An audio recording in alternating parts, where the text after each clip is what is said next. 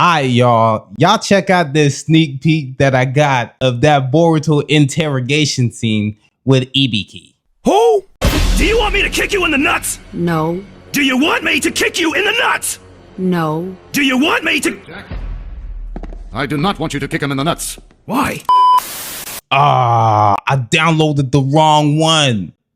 Now, I promise you, I thought it was real. I put that on everything I love. I genuinely thought it was real. Man, no you didn't. Who the f?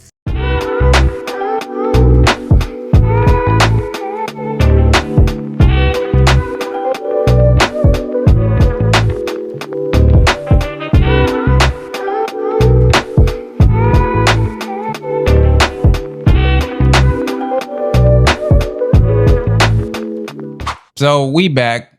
Chapter 14 was pretty dialogue heavy, meaning that I actually had to take out my reading glasses and actually read it. Y'all should genuinely be honored because as of right now, I'm still kind of stuck on Cat in the Hat. And of course, we got Kawaki watching from the sidelines like, is this your game? Yes. Is this your game? Yes. Is this your game? Yes. I can do this all day. Got my dog back. I no longer spend my weekends arguing with his mom on Facebook chat. And she suggested that we play a new game. English or Spanish? English. The first one to move is gay. Huh? Wait, dog. I thought my wife called me. Baby, you got something in your nose. I really tried, man. And that dog keeps f***ing me, man. And I keep forgiving him. I mean her. Clearly, I'm gonna have to let the viewers decide. Hit that like and subscribe button and join the notification gang if you think I lost. But also hit those same buttons if you think I won. Either way, you get to subscribe. So we got a nice reunion chapter of all the older generation. Class of 06, baby. An interesting reunion of all the irrelevant OG characters of Naruto. So first we got Ibiki. Who?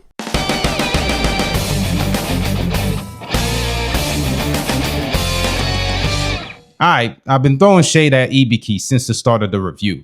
And I definitely know who he is. Chunin, exams, proctor, OG Naruto. The same individual who was basically outsmarted by this academic doofus.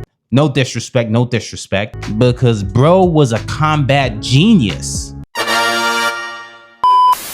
Nah, Naruto was a genuine genius. Bro had us locked in to 700 plus episodes of him spamming shadow clones and Rasengans. Argue with a wall. Now, before we get into the dialogue, we got Ibiki out here beating on a 16-year-old with cuffs on. How about we take them cuffs off and we see what kind of hands you got? Okay, don't mind me. This is just me hating. I'm so low-key upset at the fact that this guy borderline had a pretty crazy setup, but also had one of the greatest fall-offs of all time, next to these side dudes. Oh, hell no. I'm just saying. Quick side note. Boruto could not leave without taking his signature cape and his sword given to him by his real daddy. You'll never escape the allegations. So Boruto and Konohamaru are having an exchange of words, and he's telling them what they need to know. Well, at least the main parts.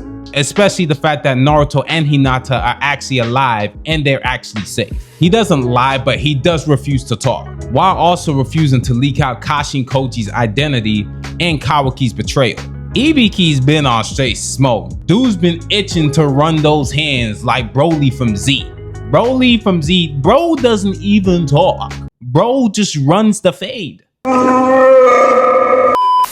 Now, despite my attempt to dog him, I do understand the perspective he is coming from because of his sentiments towards Naruto. The only thing that I can say at this point in time is, Kawaki, when you get exposed, the best thing you can do is run. While the elders think they're in control of the narrative, Boruto isn't stupid. He knows they need him alive, especially because of the fact that he has vital and crucial information about the current crisis. They have no idea what's coming, let alone how to actually even deal with it. they was having a hard time dealing with Hidari, let alone Jura, who was out here playing soccer with an 11-year-old girl. Let me actually rephrase that. Playing soccer would imply that there was actually a ball. The girl was the ball. Mitsuki officially joins Team Boruto. He aids Boruto in his escape by undoing his cuffs. I mean, they have a little bit of a scuffle, but the point is that my man understood the assignment. Konohamaru, despite being a borderline wasted character, is starting to piece things together. Sooner rather than later, he will realize that Boruto is actually speaking the truth and who Boruto actually is, while also realizing that Shikamaru has been aiding him during these tough times. Point being, Konohamaru's getting flipped next. Kawaki, your days are numbered.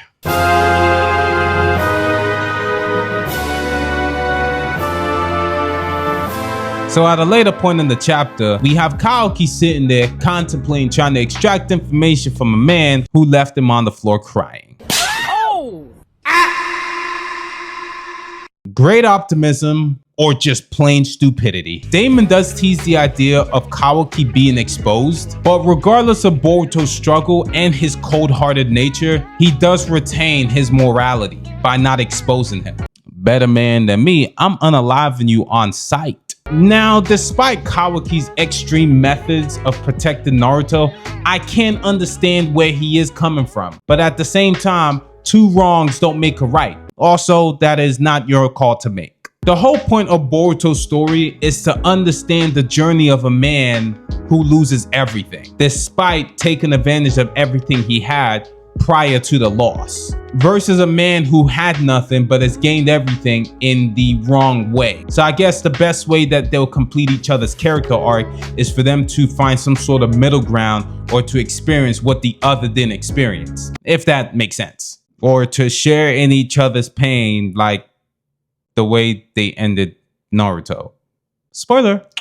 Despite the character development or lack thereof, story arcs, and narrative, Kawaki, you have a fade coming your way. Kawaki attempts to justify sealing off Naruto because of Boruto being a Notsutsuki, but then again, Kawaki's also Notsutsuki, so make it make sense. Within his line of thought, he tries to justify it even more by labeling Boruto as some sort of imminent threat. I mean, Boruto's a threat, but he's not an imminent threat. Like, it's not like immediate, like he's there, like he's right there. Kawaki's downfall is along the horizon, but exposing him now would basically be pointless, because at that point, they'll never get Naruto back. Kawaki will probably have to go through some sort of development or at least higher thinking state where he realizes that Momoshiki isn't as much of a threat as he's claiming to be, or find some sort of middle ground. I guess that's the development that Kishimoto's teasing in regards to Kawaki, but I mean, speculation territory. Boruto will need Momoshiki's power in order to deal with Jura, because as strong as Boruto is, he's not ready for that Jura 315 bench. I get it, you did 225 for some reps, but that 315, you gonna get it one day. Just not today. Does this indicate that the counterfeit star-crossed lovers, are they bound to actually finally kiss and make up? Okay, not kiss, but are they bound to make up? That's the point. And become friends for the greater good? After Jura's next awakening, I guess we gonna find out. Sooner or later. Now, there's no hard evidence that Jura will actually awaken again, but there's also no hard evidence that he won't also awaken again. Like basically, there's no evidence on either side. So like, at this point in time, it's all speculation. I'm really just going off the fact that one, he's the main villain, he's in a league of his own, and the thing is, he did it once, he could probably do it again. Jura is slowly building up his version of the Shinju Avengers. As of right now, Gaara and Shinki have been taken off the map, along with Shinki now being the latest addition to the Shinju Avengers, rebranded with the villain name Ryu. Okay, Sorry. As of right now, we're heading to the Hidden Sand Village. Chances are we'll definitely get a nice cameo from Boruto, while the Hidden Leaf form a team to deal with the latest Shinju crisis. Himawari's healing abilities seem to be the best that we've seen till date within the entirety of the story. I mean, in regards to Inojin, he be alright.